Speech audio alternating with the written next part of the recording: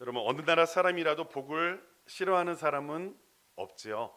우리나라도 뭐 새해가 되면 복 많이 받으세요, 새해 복 많이 받으세요 인사하고요. 또 뭐 끊임없이 인사할 때마다 그렇게 인사를 합니다. 중국에 가면 집 입구에 이게 복이라는 한자를 그러니까 거꾸로 붙여 놓는다고 해요.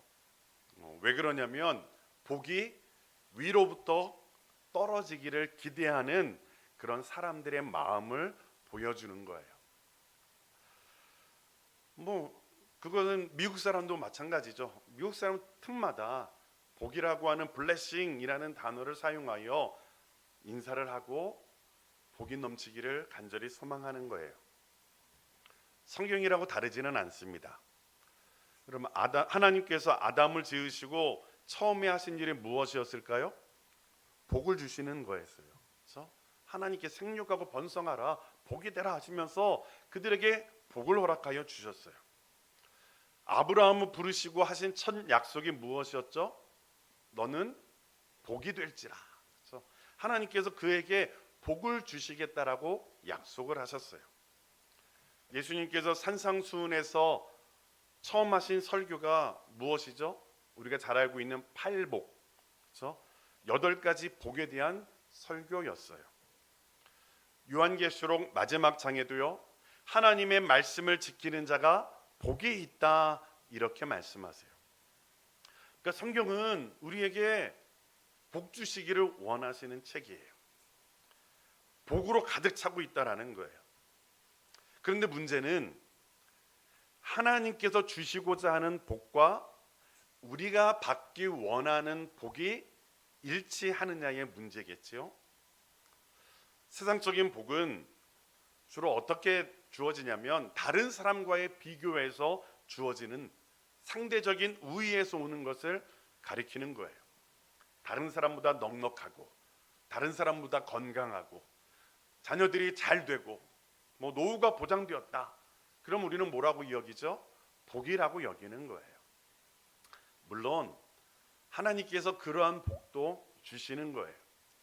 그런데 문제는 그것이 하나님이 주시고자 하시는 복의 전부인 것처럼 여기면 안 되는 거죠. 그렇죠? 그래서 하나님한테 복 달라고 이야기할 때 이런 복이 우리가 구하는 복의 전부라고 한다면 하나님이 우리에게 주시고자 하는 복의 1%도 안 된다라는 거예요. 그렇죠?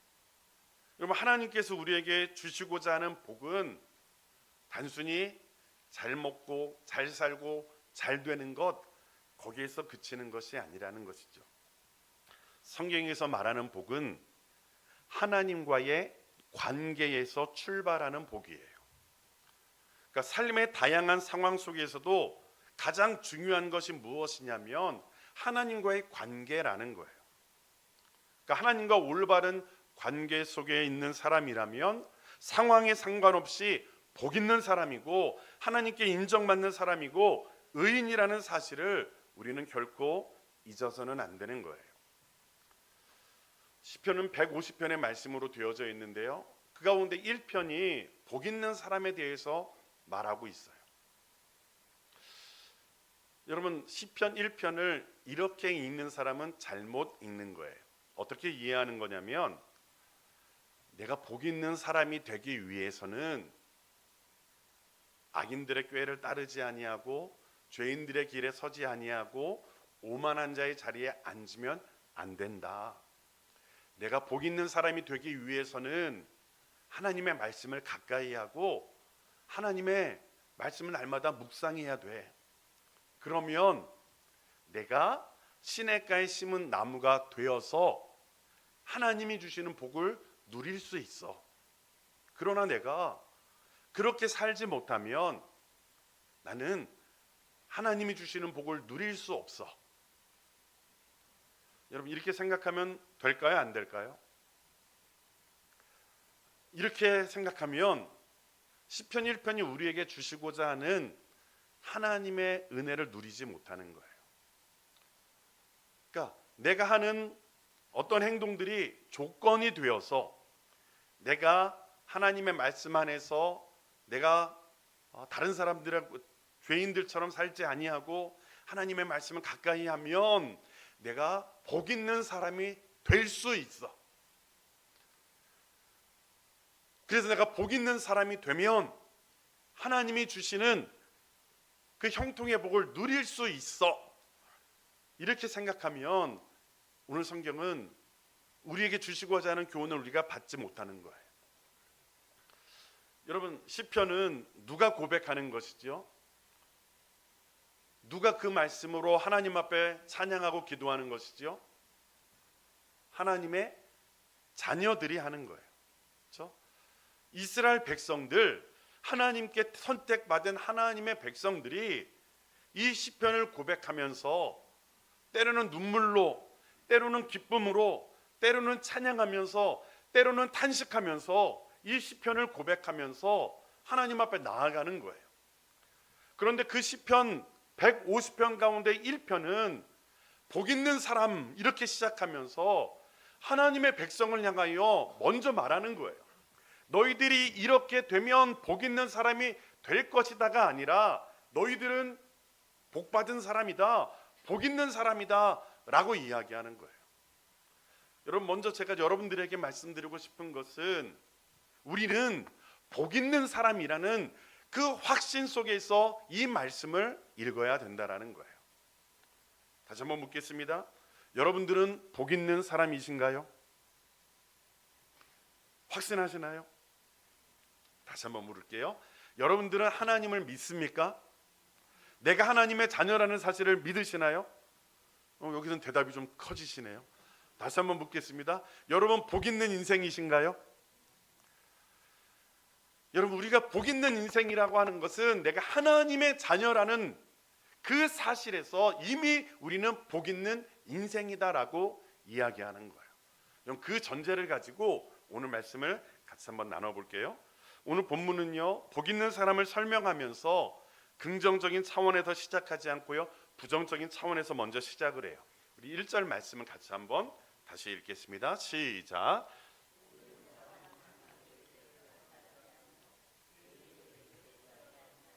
오만한 자들의 자리에 앉지 아니하고 이렇게 말하고 있어요. 1절에 나오는 세 개의 동사는 따르다, 서다, 앉다라는 동사예요. 이 동사들은요, 우리의 삶의 근본적인 행위들을 묘사하고 있어요. 우리들은 무엇인가를 쫓아서 행하게 되어 있고요, 그러다 보면 그 자리에 서게 되어 있고요, 나중에는 거기에 털을 잡아서 눌러 앉게 되어 있어요. 여러분들이 지금 이 자리에 나와 있는 것은 우리가 어떤 것을 쫓아왔기 때문이고요, 그렇게 살아왔기 때문에 여기에 와 있는 거예요. 그런데요, 이 동사들을 생각해 보면 사람들을 점점 더 끌어당기는 죄의 속성을 발견하게 돼요. 처음에 죄는요, 호기심에 따라가는 정도로 시작을 해요. 그러다가 점점 그 마음을 빼앗겨서 그 자리에 멈추게 되고요, 마침내는 죄의 쇠사슬에 얽매여져서 완전히 그 자리에 안주하게 되는 거예요. 그러니까 여러분, 처음부터 작심하고 죄악의 길로 들어서는 사람은 거의 없다라는 거예요. 그렇죠? 아주 악하지 않는 이상 작정하고 죄악의 길로 들어서는 사람은 없어요. 호기심에 발을 내디뎠다가 마침내는 빠져나오지 못하게 되는 것이 죄의 힘이라는 거죠. 우리 청년들이 책 나눔 가운데에 했던 책이기도 한데요, C.S. 루이스가 쓴 스크루테이프라는 편지가 있어요. 여기에서 우리를 넘어뜨리는 사탄의 심리를 잘 보여주고 있는데요, 선배 악마인 스크루테이프가 조카 워무드에게 인간을 넘어뜨리는 유혹에 대해서 설명하는 부분인데요, 거기서 한 가지 계략을 제시합니다. 제가 읽어드릴게요. 인간에게 큰 죄를 짓게 하지 말라. 사소한 죄를 반복해서 짓게 하라. 기억하라, 너의 가장 중요한 임무는 사람이 하나님과 분리되도록 만드는 거란다. 죄들이 얼마만큼 사소한 것인지는 중요하지 않단다. 아무리 사소한 죄들이라도 그것들이 자꾸 쌓이면 사람은 빛으로부터 멀어지게 되고 공허함 속으로 들어가게 되어 있단다. 사람들을 지옥으로 보내기에 가장 좋은 방법이 무엇인지 아느냐? 서서히 죄를 짓게 만드는 거란다. 여러분, 사단은요, 우리를 한 번에 무너뜨리려고 계략을 세우지 않는다라는 거예요. 작은 죄에 대한 민감성을 서서히 상실하게 만드는 거예요. 그래서 마침내는 죄에 대해서 무감각하게 만들어 버리는 것, 그것이 사단의 계략이라는 거예요. 여러분, 우리는 그 계략에 넘어지지 않기 위해서는 내가 누구인지를 분명히 해야 하는 거예요. 성경은 우리에게 뭐라고 이야기하냐면 이전 것은 지나갔으니 보라 새 것이 되었도다, 이렇게 말해요. 저는 이 말씀을 저와 여러분들이 구원받았을 때에 주어지는 말씀이기도 하지만 날마다의 삶 속에서 저와 여러분들에게 주시는 말씀으로 붙잡게 되기를 간절히 소망합니다. 우리는 넘어질 수 있고요, 실패할 수 있어요, 죄를 지을 수 있어요. 여러분, 그때마다 이전 것은 지나갔으니 보라 새 것이 되었도다. 지금까지 내가 아무리 잘못 살았고 조금 죄 가운데 있다 할지라도 그 순간 하나님 앞에 결단하는 거예요. 이전 것은 지나갔으니 보라 새 것이 되었도다. 지금 비록 내가 죄악 가운데 거한다 할지라도 하나님은 우리를 뭐라고 말씀하세요? 이전 것은 지나갔으니 보라 새 것이 되었도다라고 말씀하고 있다라는 거예요. 그리고 여러분, 우리가 죄를 범하여 조금씩 그 죄 가운데에 가까이 가고 하나님의 곁에 조금 떠나 있다 할지라도 그 순간 다시 이 말씀을 붙잡고 이전 것은 지나갔으니 보라 새 것이 되었도다. 나는 하나님의 백성이야, 나는 하나님의 자녀야 라는 확신 속에서 다시금 일어나야 된다라는 거예요. 악인의 길을 쫓아가고 있다라고 한다면 그 길에서 떠나는 거예요. 죄인의 길에 서 있다고 한다면 그 자리에서 멈추어서 다시 돌이키는 거예요. 오만한 자리에 앉아 있다라고 한다면 그 자리에서 일어나서 하나님의 곁으로 나아가야 된다라는 거예요. 여러분, 그러할 때 우리는 하나님의 자녀라는 사실을 기억할 때에 우리는 온전한 하나님의 백성으로 다시금 회복될 수 있다라는 거예요. 그런데 성경은요, 여기서 멈추지 않아요. 무엇인가를 하지 않는 것에서 멈추는 것이 아니라 무엇인가를 열심히 그리고 즐거이 추구하는 사람이 바로 하나님의 사람, 복 있는 사람이다라고 말하고 있는 거예요. 우리 2절 말씀을 같이 한번 읽을게요. 2절 시작.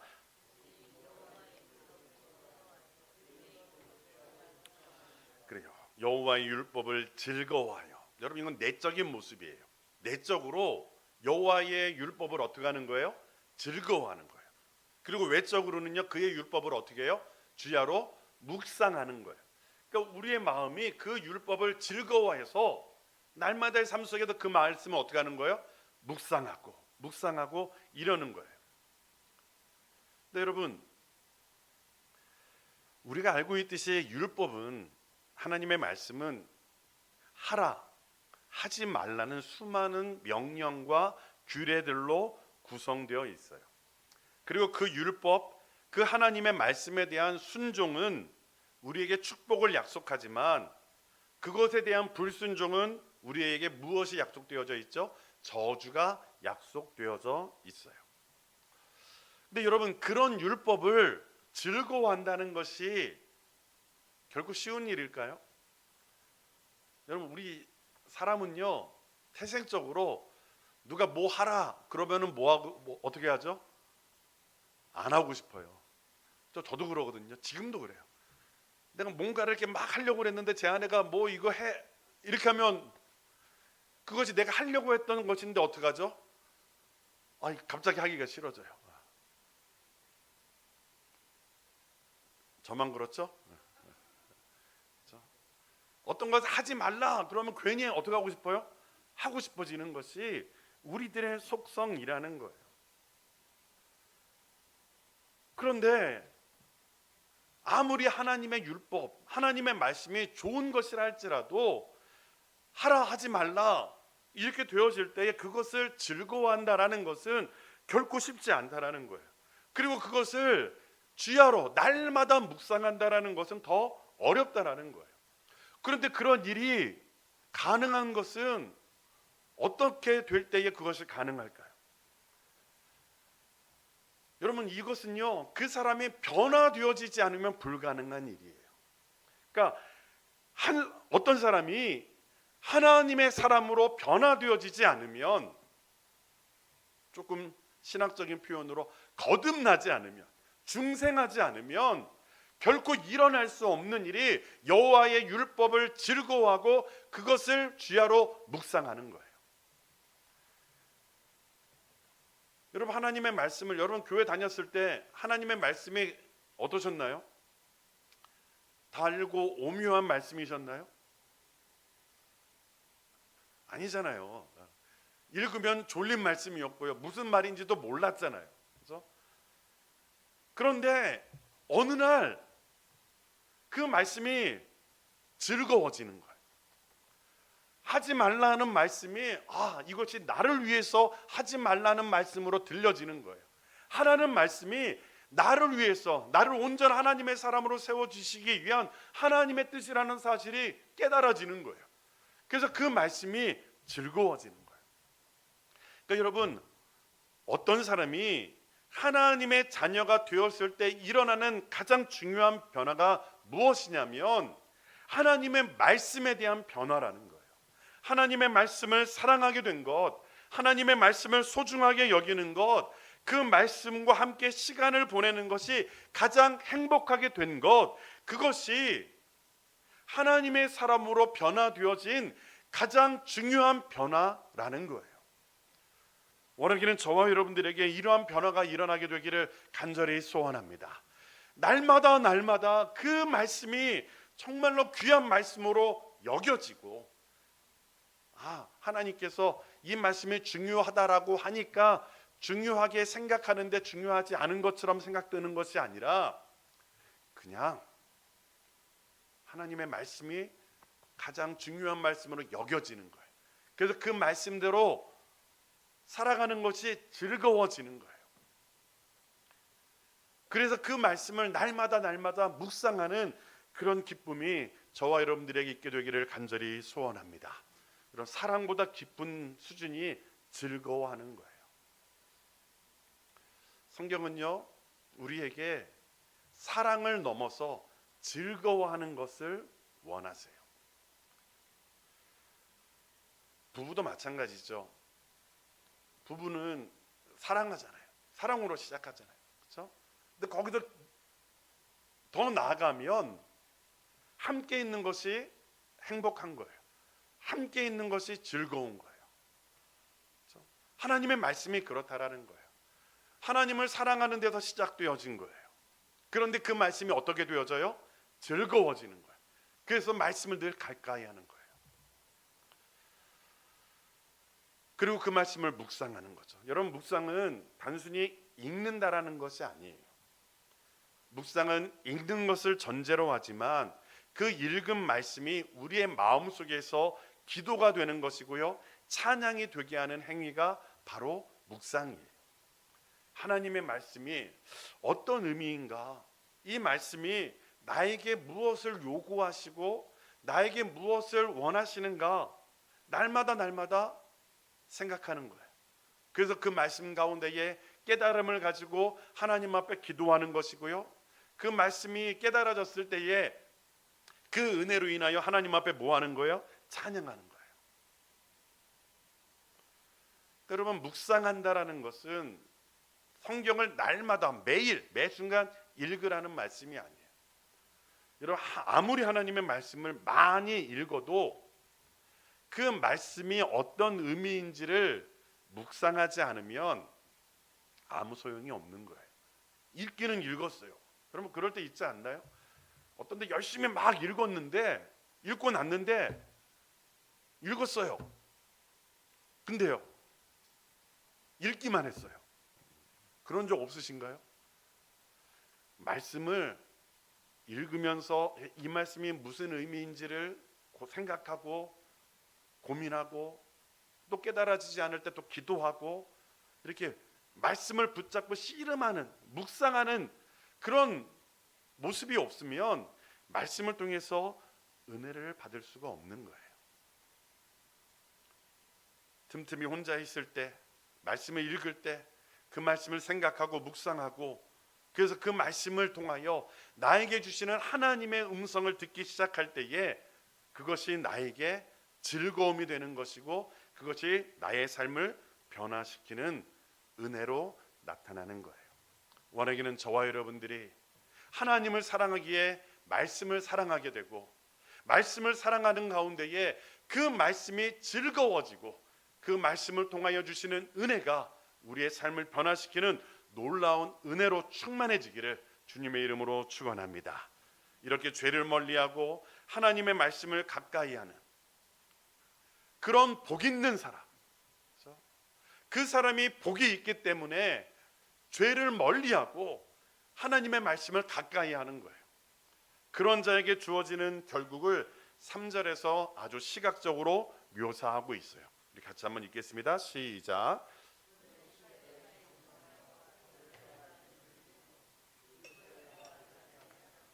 그가 하는 모든 일이 다 형통하리로다. 아멘. 이 사람은 결국 열매를 맺고 형통한 삶을 살아요.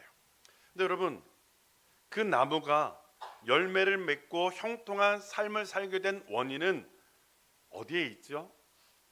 그가 어디에 있기 때문이에요? 시냇가에 심은 나무이기 때문에 그래요.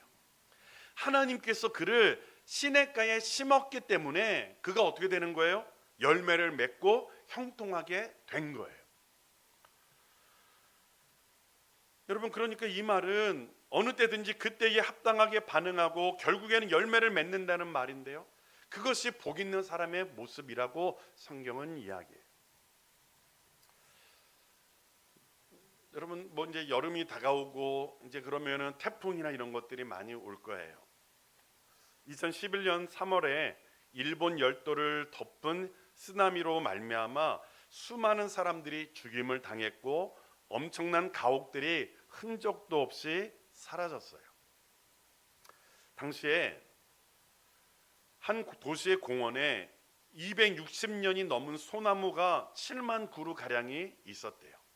그런데 그곳에 있는 모든 나무들이 다 그 쓰나미로 인해서 다 쓰러지고 사라져 버렸는데 한 나무만이 그곳에서 쓰러지지 않은 채 남아 있었어요. 그래서 사람들은 그것을 기적의 소나무다라고 불렀어요. 그래서 일본인들에게 희망의 상징으로 여겨진 거예요. 그 쓰나미로 인해서 많은 사람들이 죽고 많은 집들이 날아가고 모든 나무들이 다 쓰러지고 다 사라져 버렸는데 그 나무만이 살아남은 거예요. 얼마나 사람들이 그것을 보고 놀랐을까요? 여러분, 그 소나무가 그렇게 버틸 수 있었던 이유가 무엇이었을까요? 무엇이었을까요? 뿌리가 튼튼했기 때문일 거예요. 뿌리 때문에 그런 거예요. 견고한 뿌리 덕분에 그렇게 살아남은 거예요. 그런데 여러분, 결국 이 소나무도요, 나중에는 죽어요. 그래서 그것을 되살리고자 인공적인 방법을 사용해서 지금도 그것을 기념하고 있는데요, 여러분, 그 나무가 왜 썩게 되었을까요? 그렇죠? 그 공원 주위로 흘러 들어간 바닷물 때문에 그런 거예요. 뿌리가 튼튼해서 버틸 수는 있었는데 그 뿌리로 공급되어지는 물이 좋은 물이 아닌 거예요. 소금기 있는 바닷물이 그곳에 들어가니까 어떻게 되는 거예요? 썩어지는 거예요. 그래서 결국에는 고목이 되어버린 거예요. 그러니까 여러분, 세상에 그 어떤 곳이라 해도 완전하게 뿌리를 내릴 수 있는 곳이 있어요, 없어요? 없는 거예요. 그렇지만 오늘 성경은 우리에게 놀라운 사실을 선포하고 있는 거예요. 하나님을 즐거워하는 사람은 시냇가에 심은 나무다. 하나님께서 붙들고 있는 하나님의 사람은 시냇가에 심은 나무와 같다라고 성경은 이야기하고 있어요. 왜요? 하나님께서 그 나무에게 생명을 공급하여 주고 있고 그 나무가 버틸 수 있도록 하나님께서 은혜를 베풀어 주시기 때문이다라고 이야기하는 거예요. 그것을 뭐라고 이야기하죠? 형통이라고 이야기하는 거예요. 만사형통이라고 이야기하는 거예요. 일반적으로 사람들은 만사형통이라고 이야기할 때에 고난이나 문제거리나 나쁜 일이 전혀 일어나지 않는 것을 형통이라고 생각을 해요. 그러나 성경이 가르치는 형통함은 그렇지 않습니다. 성경이 우리에게 말하는 형통은 어떤 일이 일어나든지 그것이 결국에는 하나님의 뜻을 이룰 뿐만 아니라 하나님께서 그 모든 순간에 함께 계신다는 의미라는 거예요. 여러분, 다시 한번 물을게요. 여러분들은 만사형통하고 계신가요? 다시 한번 묻겠습니다. 여러분들의 모든 삶 속에서 하나님이 함께하고 계신가요? 여러분들이 나와 함께 하시는 하나님을 믿는다라고 한다면 저와 여러분들은 만사형통한 하나님의 자녀라는 사실을 잊지 마시기를 간절히 소원합니다. 여러분, 그것을 잘 보여주는 것이 창세기 39장에 나오는 요셉 이야기예요. 요셉은 여러분 잘 아시잖아요. 형들에 의해서 팔려가게 되어서 보디발의 집에 노예가 되었어요. 그때 성경은 뭐라고 이야기하는 줄 아세요? 여호와께서 요셉과 함께 하심으로 그가 형통한 자가 되어, 이렇게 말하고 있어요. 언제요? 형에게 팔려가서 보디발의 집에 노예가 되었을 때에 하나님께서 뭐라고 말씀하시나? 형통하게 되었다라고 말해요. 왜요? 하나님께서 그와 함께 하고 계시기 때문에. 여러분, 주인인 보디발도 그것을 인정했어요. 그가 이렇게 말합니다. 그의 주인이 여호와께서 그와 함께 하심을 보며 또 여호와께서 그의 범사에 형통하게 하심을 보았더라. 함께 하시는 것, 그것을 보았기 때문에 형통한 자라고 인정하는 거예요. 그래서 그는 보디발의 신임을 얻습니다. 그러나 보디발의 아내로 인하여 억울하게 강간 미수범이 되어서 감옥에 갇히게 되었어요. 이때에도 성경은 이렇게 말해요. 여호와께서 요셉과 함께 하시고 그에게 인자를 더하사. 그 순간에도 하나님이 그와 함께 하셨다. 그리고 간수장은요, 이렇게 말해요. 그의 손에 맡긴 것을 무엇이든지 살펴보지 아니하였으니 이는 여호와께서 요셉과 함께 하심이라. 여호와께서 그를 범사에 형통하게 하셨더라. 요셉의 인생은 그 어느 누구도 본받고 싶은 사람이 없을 거예요. 여러분, 애굽의 총리가 되는 것, 그거는 본받고 싶죠. 그렇게 되고는 싶죠.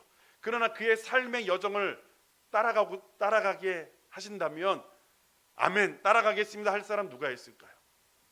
형들에 의해서 버림받고요, 그렇죠? 노예가 되고요, 유혹을 피해서 그것을 견뎠는데 결과는 감옥에 갇히게 되는 거고, 그런 인생을 살았던 요셉이에요. 그런데 그 요셉의 인생을 뭐라고 이야기하느냐? 형통한 인생이라고 이야기해요. 왜요? 누가 함께 하셨기 때문에? 하나님이 함께 하셨기 때문에. 여러분, 이것이 복 있는 사람의 형통함의 특징이에요. 복 있는 사람의 형통함은 때때로 일어나는 일이 아니라 삶의 모든 순간에 일어나는 일이에요. 결국 모든 것이 합력하여 선을 이루는 거예요. 하나님께서 한순간도 떠나지 않는 형통함이 저와 여러분들에게 주어진 특권이라는 사실을 기억하시기를 간절히 소원합니다. 그렇기 때문에 우리는 때때로 승승장구하는 것처럼 보이지 않는 거예요. 때때로 복 있는 사람은 빠른 길로 가는 것처럼 보이지 않아요. 그러나 그 길은 바른 길이고 의인의 길이고 하나님이 인정하시는 길이라는 사실을 기억하시기를 바랍니다. 잠언 14장 12절은 이렇게 이야기합니다. 같이 읽습니다. 어떤 길은 사람이 보기에 바르나 필경은, 사람이 보기에는 바른 길일 수 있어요. 그것이 빠른 길일 수 있고요, 바른 길일 수 있어요. 그러나 그 길은 무슨 길이라고요? 필경, 사망의 길이다. 왜요? 하나님이 인정하시지 않는 길이기 때문에 그래요. 그가 아무리 인간적으로 형통하고 잘되고 어려움이 없고 문제가 없는 길을 걷고 있는 것 같아서 때로는 부러워하죠. 그러나 그 길은 바른 길이 아니에요. 사람이 보기에는 바른 길이지만 하나님께서 인정하는 길이 아니라 그 길은 사망의 길이다라고 이야기하는 거예요. 원하기는 저와 여러분들이 사람이 보기에 바른 길이 아니라 하나님이 보시기에 바른 길을 걸어갈 수 있기를 간절히 소원합니다. 그래서 여러분, 하나님이 기뻐하시는 길을 쫓아가야 되는 거예요. 하나님이 원하시는 길을 걸어가야 되는 거예요. 그 4절에서 시편 기자는 악인들은 그렇지 아니하며 바람에 나는 겨와 같도다 이렇게 말하고 있어요. 악인들은 복 있는 사람과 같지 않아요.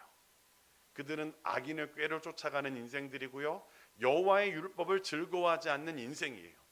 그래서 그 길은 인간적으로 볼 때는 형통한 길이지만 하나님이 보시기에는 형통한 길이 아니고 바람에 나는 겨와 같은 길이고요, 결국에 그들의 길은 이렇게 되어지는 거예요.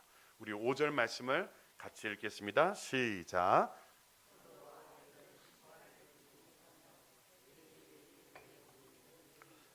그러므로 악인들은 심판을 견디지 못하며 죄인들이 의인들의 모임에 들지 못하리로다. 인간적으로 성공한 것 같은 그들의 길은 심판을 견디지 못하는 것이고요, 의인의 몸에 들지 못하는 길이라는 거예요. 그들은 세상에 사는 동안 사람들을 속일 수 있어요. 세상에 사는 동안 교회에 들어가서 섞일 수도 있어요. 그러나 결국 하나님의 심판이 이르게 되면 그들은 의인들의 회중에 들지 못하고 버림을 받게 되는 거예요. 마태복음 13장 30절은 그래서 이렇게 이야기합니다. 같이 읽겠습니다. 둘 다 추수 때까지 함께 자라게 두라. 추수 때에 내가 추수꾼들에게 말하기를 가라지는 먼저 거두어 불사르게 단으로 묶고 곡식은 모아 내 곡간에 넣으라 하리라. 아멘. 여러분, 이것이 악인의 결국이에요. 이 세상에 사는 동안에는 잘 되는 것 같고 형통한 것 같고 그래도 부러움을 사지만 심판 때가 되면 드러나게 되어 있다라는 거예요. 여러분, 의인의 길은 때로는 이 땅에서는 드러나지 않을 수도 있어요. 그러나 심판 때에는 드러나게 되어 있다라는 거예요. 그 길은 6절 말씀에서 이렇게 이야기합니다. 결론적으로 6절 말씀을 읽겠습니다. 시작. 무릇 의인들의 길은 여호와께서 인정하시나 악인들의 길은 망하리로다. 아멘. 여러분, 어떤 길을 걷기를 원하시나요?